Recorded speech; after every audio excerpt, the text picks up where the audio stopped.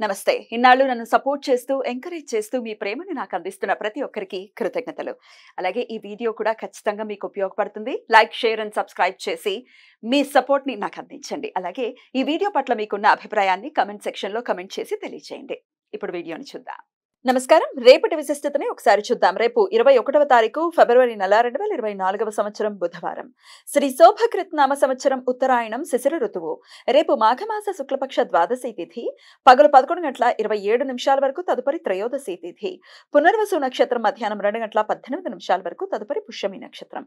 నక్షత్ర వర్జం రాత్రి 11:06 నుండి 12:52 వరకు. అమృతకాలం ఉదయం 11:41 నుండి మధ్యాహ్నం 1:25 వరకు.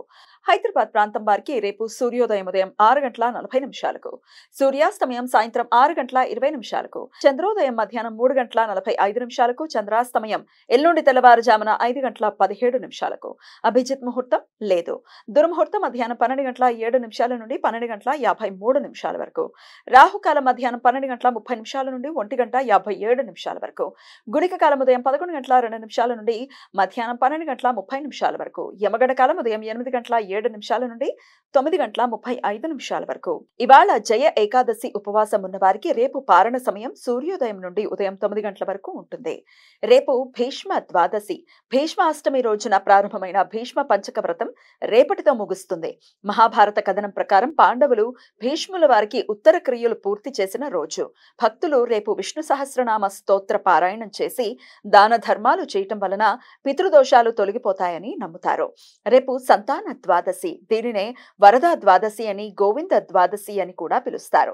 సంతానం లేని వారు రేపు పగటిపూట ఉపవాసం ఉండి శ్రీ విష్ణు సహస్రనామ స్తోత్ర పారాయణం చేయటం వలన త్వరగా వారికి సంతాన ప్రాప్తి కలుగుతుంది అని విశ్వాసం. పితృదోష నివారణ కోసం ప్రత్యేక పూజలు చేయటానికి రేపు అనుకూలం. రేపు త్రయోదశి ప్రదోష వ్రతం.